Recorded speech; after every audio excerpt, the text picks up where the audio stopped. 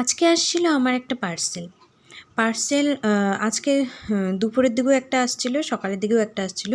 আমি দুপুরেরটাই তোমাদের সাথে শেয়ার করলাম। সেটা হচ্ছে ম্যাজিক বুক। এই ম্যাজিক বুকটা আমি নিয়ে আসছি মেয়ের জন্য। এটা আঁকারও ব্যবস্থা আছে, অঙ্কও আছে, ইংরাজিও আছে। হ্যাঁ, সেজন্য আমি এটা নিয়ে আসছি যে মেয়ে ঘরে একা থাকে, ও বসে বসে এটা লিখতেই পারে। আর যখনই লিখছিল তার কিছুক্ষণ পরে কিন্তু লেখাটা ভ্যানিশ হয়ে যাচ্ছিল, তাতেই বোঝাই যাচ্ছিল যে এটা সত্যিই ম্যাজিক বুক। যাই হোক, মেয়ের খেলার জন্যই এটা আনা। মেয়ে যে সবই লিখতে পারে তবুও।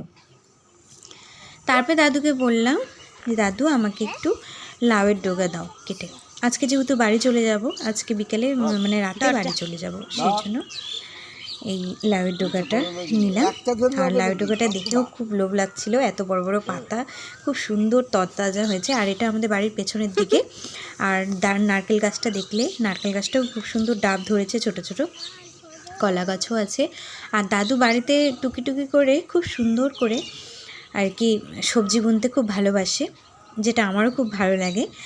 যাই হোক, আজকে এখন আপাতত লাউয়ের ডোকাটাই নেব।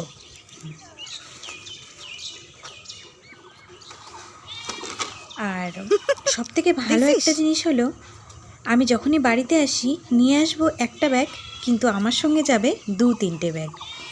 না চাইতেও ঠাম্মা অনেক কিছু গুছিয়ে গুছিয়ে আমাকে দিয়ে দেয়, যেটা একটা মা থাকলে মা যেভাবে দেয় আর কি তার মেয়েকে, সেরকমই আমার ঠাম্মাও সেরকম আমাকেও এরকম করে গুছিয়ে গুছিয়ে 3টে ব্যাগ দিয়ে দিবে।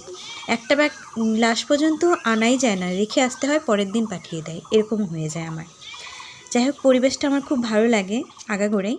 আর আমার মেয়েকে দেখলেই রাস্তার মধ্যে কিভাবে লাফিয়ে লাফিয়ে আসছিল, যেটা আমিও এরকম করতাম। রাস্তা দিয়ে কোনো সময় হেঁটে আসতাম না, এরকম লাফাতে লাফাতেই বাড়িতে আসতাম, দোকানে যেতাম। আর এই দেখো, এটা আমাদের গাছের পেঁপে।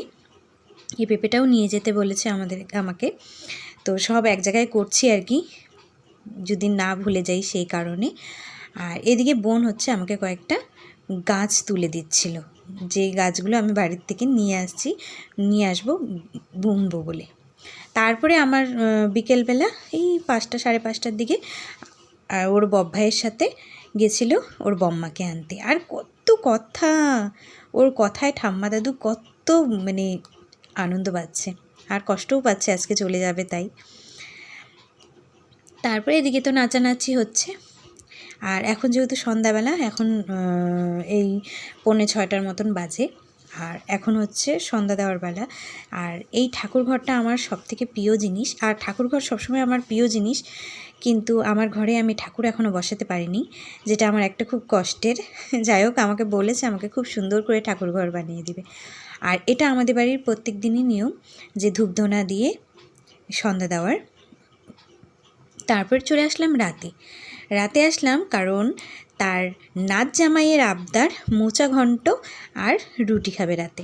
খাবে না, নিয়ে যাব আর আমরা খেয়ে যাব। তো সেজন্যই ঠাম্মা এই দায়িত্বটা নিয়েছে। ঠাম্মার হাতে রান্না খেতে আমার বরের কিন্তু খুব ভালো লাগে, খুব সুন্দর করে যত্ন করে বলে নাকি রান্না করে। আমাদের সেজন্য টেস্ট হয় না আমাদের রান্না, আমার ঠাম্মার রান্নার বলে নাকি খুব টেস্ট। যাই হোক, এইটা হচ্ছে আমার বরের সবসময়েরই আবদার থাকে। তুমি কি দেখছো? ভূতনি?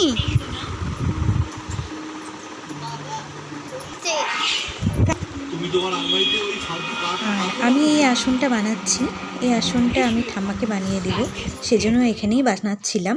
কিন্তু আজকে নিয়ে যেতে হবে বাড়িতে, কারণ হবে না আজকে কমপ্লিট। যাই হোক, 4-5টা কমপ্লিট হয়েই গেছে, আর বাদবাকিটা আমি বাড়ি নিয়ে গিয়ে তারপরে কমপ্লিট করব। আর এদিকে প্রস্তুতি চলছে, জামাইয়ের খাবার প্যাকিং চলছে। আমাদেরও খাওয়া হয়ে গেছে, এখন দাদু আর বাবা খাচ্ছে, তারপরে ওরা খাবে। আর আমার দিদাও আসছে, দিদাও নাকি কালকে চলে যাবে শুনছি। আর সবাই চলে গেলে বাড়িটা ফাঁকা হয়ে যায়, আর সবাই আসলে বাড়িটা কি সুন্দর ভরা হয়ে যায়, খুব ভালো লাগে। আমার খুব কষ্ট হচ্ছে যে আমাকে আবার বাড়িতে চলে আসতে হবে, শ্বশুর বাড়িতে। আর এটাই আমাদের মেয়েদের সব নিয়ম, যে বাপের বাড়ি থেকে শ্বশুরবাড়ি আসতেই হবে। আর এই দেখো কত কিছু নিয়েছি, গাছ নিয়েছি, এখানে সব সবজি আছে, পেঁপে আছে, তারপরে একটু খাবার প্যাকিং আছেই। তারপরে আমার জামা কাপড়। ভাবো তো। যাই হোক, এইভাবেই চলবে। আর কবে যে গিয়ে থাকতে পারবো বাড়িতে জানি না। তো ভিডিওটা কেমন লাগলো সেটা জানিও না। ভিডিওটা ভালো লাগলে লাইক কমেন্ট শেয়ার করো।